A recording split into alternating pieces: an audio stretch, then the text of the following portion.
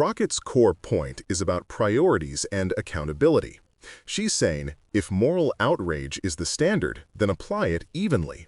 The congressional maneuver to punish Plaskett was real, but it became a political diversion the moment you set it beside what's now public about Jeffrey Epstein and his circle. Instead, she demands context. Why are we outraged about one person's texts when the public record shows a web of relationships and behavior that deserve equal or greater scrutiny? Thank you so much. This is a distraction to take away from the fact that the Guardians of Pedophiles is literally trying to protect pedophiles. The president is a convicted felon and an accused sex offender. Stacey Plaskett hasn't been accused of either. So what are we actually here talking about? Trump and Epstein were besties. We've all seen the pictures of them. We saw the birthday book. So why are y'all more interested in talking about Stacey Plaskett than Trump's relationship with the man? When did y'all become so moral? Because I can remember when y'all wouldn't sign the discharge petition. All of a sudden, everybody wanted to vote for this, but you wouldn't sign the discharge petition. Until we decide that we are going to go after the actual rapists and pedophiles, miss me with your moral high ground.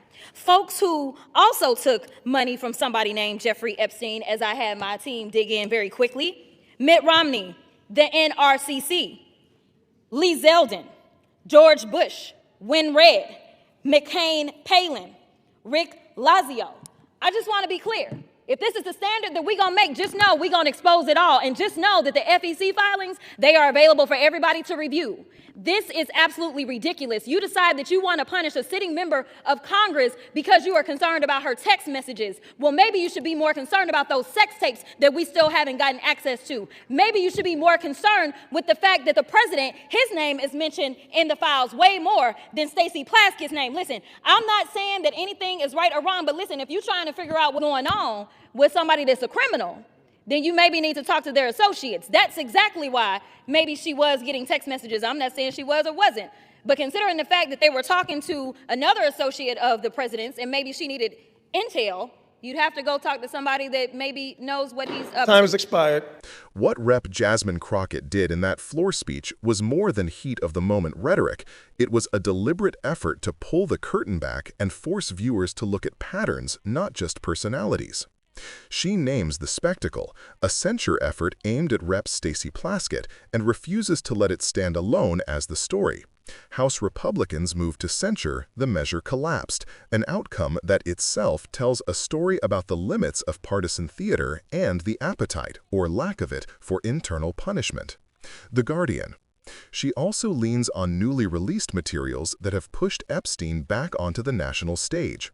In recent months, Congress made public pages from Epstein's 50th birthday book and other estate records, materials that include notes and images connected to powerful people, and which have reignited questions about who knew what and when.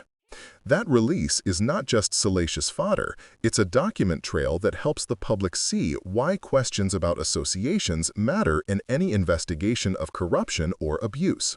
The Washington Post. +1. When Crockett rattles off names of officials and organizations she says have ties to somebody named Jeffrey Epstein, she's doing two things at once. She's trying to expose patterns of influence, and she's forcing institutions to either explain those ties or be seen as protecting them. That claim drew immediate pushback. For example, EPA Administrator Lee Zeldin and others disputed the implication that donations to certain campaigns come from the late sex offender, which illustrates another lesson Crockett is teaching. Allegations don't end debates, they start them.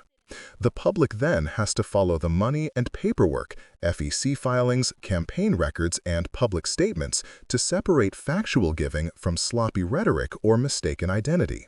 Fox News +1.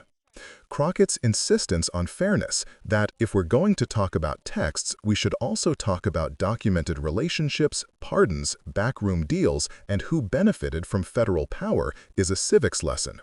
She's inviting viewers to learn how oversight works, the value of subpoenas, the significance of judicial rulings that describe an administration as operating outside the law, and the ways legislative photo ops can be used to obscure inconvenient documents. That's why the larger debate over releasing all of the Epstein-related files has mattered in Congress and the public square. Any time a government resists disclosure, it raises the stakes on transparency. Recent votes and bills around releasing those files show elected officials are now being forced to choose a side. The Washington Post. Beyond the headlines, Crockett humanizes the stakes. Victims of trafficking, survivors of abuse, and communities left in the dark when powerful people escape scrutiny.